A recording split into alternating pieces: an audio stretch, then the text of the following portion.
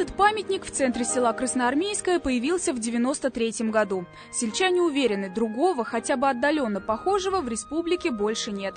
3 фигуры – солдат, женщина и ребенок – символы единства фронта и тыла.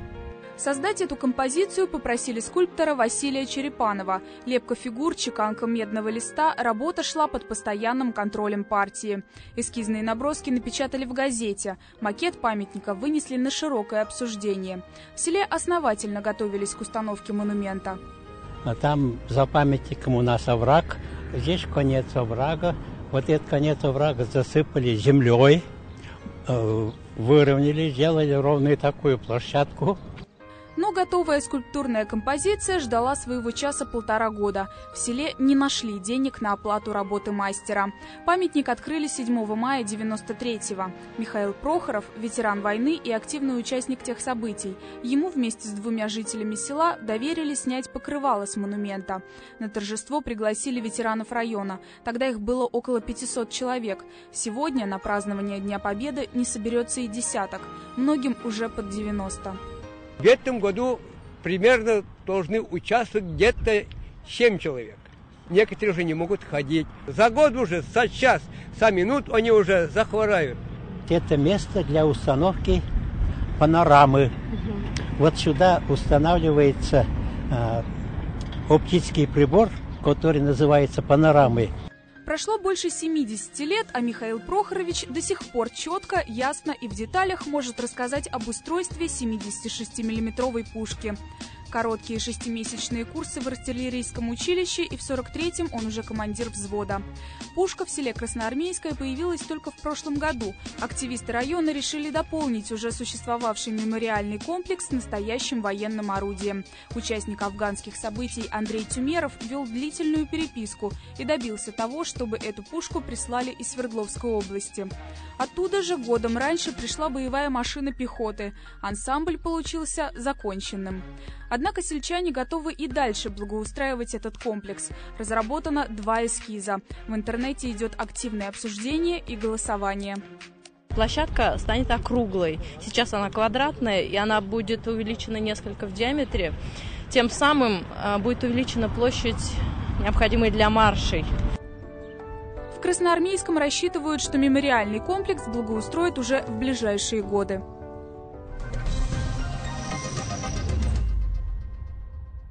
Деревня Мерешпоси Чебоксарского района. Память о героях здесь хранит мемориальный комплекс, бережно созданный Юрием Кирилловым. Я взял из того, что около мавзолея Ленина стоят живые часовые.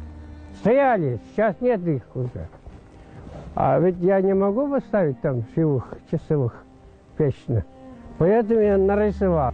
Взятие Рейхстага и вечные часовые. 19 звезд по количеству погибших на фронте односельчан. А ведь когда-то это был запарник для соломы. Мемориальный комплекс возник на месте заброшенной фермы. Вообще, все памятники Юрий Кириллов создавал из подручных средств. Не просил ни у кого денег, привлекал к работе родственников и друзей. Здесь панорама. Все виды родов войск. Во время взятия Рейхстага. Берлинская война тут идет. А еще здесь, внутри памятника, фотографии и имена всех фронтовиков и тружеников тыла из этой деревни. Когда началась Великая Отечественная, самому Юрию Кириллову было 10. Он с лихвой хлебнул все тяготы войны. Не доедал, работал круглыми сутками, потерял родных. И брат, и мои родственники, ведь 8 человек погибли. Чтобы увековечить брата и всех этих героев, которые погибли, защищая нас, чтобы они без памяти не остались, вечно живые были. Так, в мемориальном комплексе появились эти небольшие монументы. На них имена сельчан, погибших на полях битв, в госпиталях. Не каждого похоронили как положено. Родным некуда было сходить, вспомнить своего солдата, говорит Юрий Кириллов.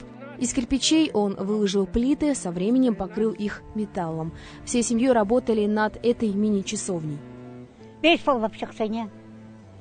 Я всех их знаю, каждого. Такие хорошие люди были, все погибли. Когда объявили, что война началась, мы работали в поле, пололи.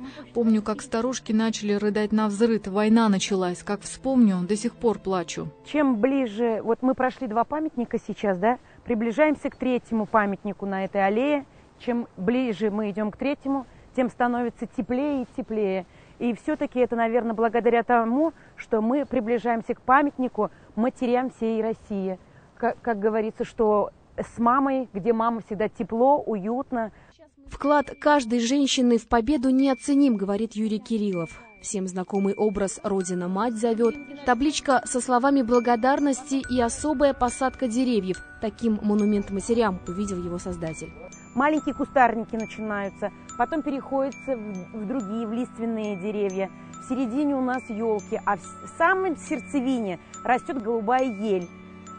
Вот и именно вот охватив вот эту всю композицию вот из деревьев, это и получается огромный букет для всех матерей. Юрий Кириллов рассказывает, что хочет модернизировать конструкцию, сделать ее масштабнее.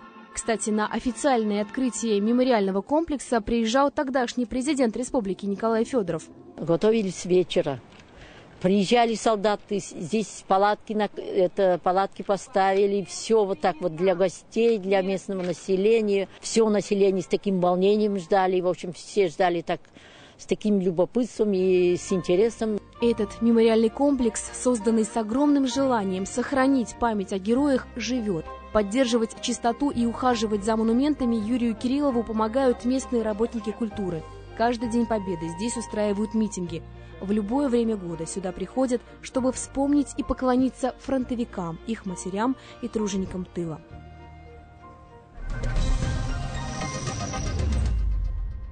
Это родственник. Вот сейчас племянница его разыскал в Калининградской области, сохранили там. Его отец, мой дедушка, родные братья. Ишеев Петр Ишеевич. Ну, много. И Лендюков тоже. Это такой же. Дедушки у нас родные. Для большинства жителей деревни Айбечи и Бресненского района на этой доске родные имена. Из 413 сельчан, ушедших на фронт, половина не вернулась. Причем большинство мужчин погибли в 42-43, самые кровопролитные годы войны. Мемориалу в центре деревни в этом году исполняется 40 лет. Колхоз «Миллионер» имени Калинина в 70-е годы решил не скупиться и установить не привычный треугольный обелиск со звездой, а большой памятник солдату-победителю. Ну, это все через райком партии было.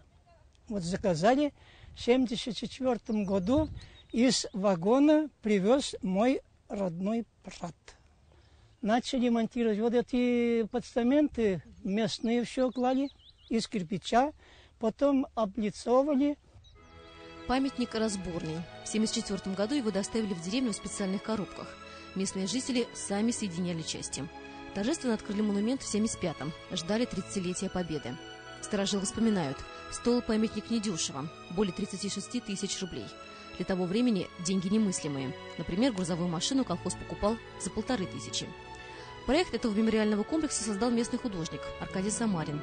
На доске воинской славы решено было увековечить имена погибших из двух соседних деревень – Вудаялы и Айбечи.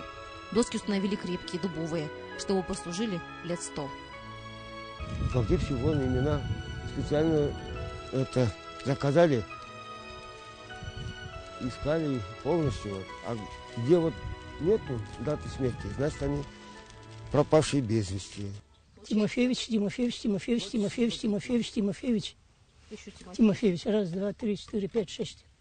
7 человек. Вот что странно, нет никого у них.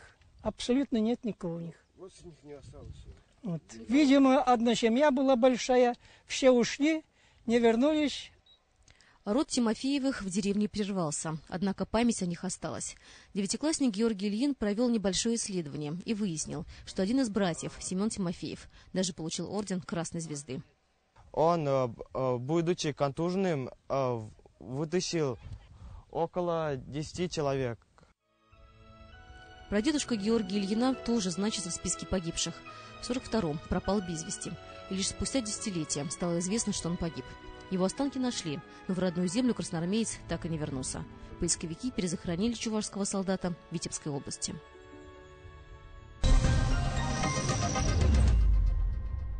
Ядринский район, деревня Яровые Косы. Здесь находится единственный в республике памятник труженицам тыла. В деревне всего 69 дворов, но зато у нее богатая история, которую сельчане собирают по крупицам. Памятник труженицам тыла, идея пришла Белякову Василию Константиновичу. Он долгое время работал в колхозе заместителем председателя колхоза «Ленинская искра» Аркадий Павлович Айдак. Создал памятник местный художник Михаил Разумов. Изваяние изготовил из бетона и пообещал жителям, что простоит оно не меньше 100 лет. Установили его 9 мая 1995 года. Скульптура – лишь обобщенный образ женщины-труженицы, а позади нее – реальные персонажи. Домики, домики, окошки, из них смотрят, выглядывают женщины-труженицы тыла, которые проводили на войну своих мужей, отцов, братьев и ждут с победой. Портреты женщин войны находятся и в местном музее. Евдокия Егорова передала в хранилище свое удостоверение труженицы тыла и награды. Это вовсе не хрестоматийное изображение девушки из военного фотоальбома, а реальный снимок, сделанный на колхозном поле в Ядринском районе. На ней молодая Людмила Ижеева. Когда началась война, ее из Ленинграда эвакуировали в Чувашию, на родину отца. А вот Раисы Захаровой на этих фотографиях нет. Войну она встретила 11-летней девчонкой, но по праву может носить звание труженицы тыла. В 40-е годы дети работали наравне со взрослыми. Не успеваешь, остаешься в поле до позднего вечера. Молотить ходили на ток. Когда и учились, и тогда ходили по вечерам на вечернюю работу. И до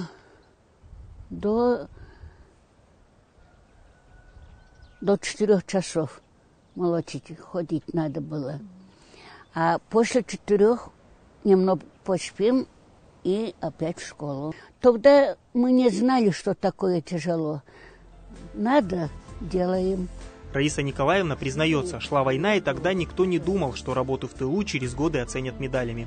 Сейчас она перебирает их с трепетом и надевает только в праздник, 9 мая. В деревне Яровой Косы не просто один памятник, а комплекс, посвященный войне. Напротив женщины-труженицы скульптура солдата, отлитая также из бетона и тем же мастером. В день открытия в 1986 году в основании памятника заложили капсулу с посланием к потомкам. В 2045 году, в день столетия годовщины Победы, ее нужно вскрыть. Этот наказ передается в деревне из поколения в поколение. Наша прабабушка была большой мастерицей и умелицей. Она рукодельничала, вязала, шила. Была у нее своя машина, шила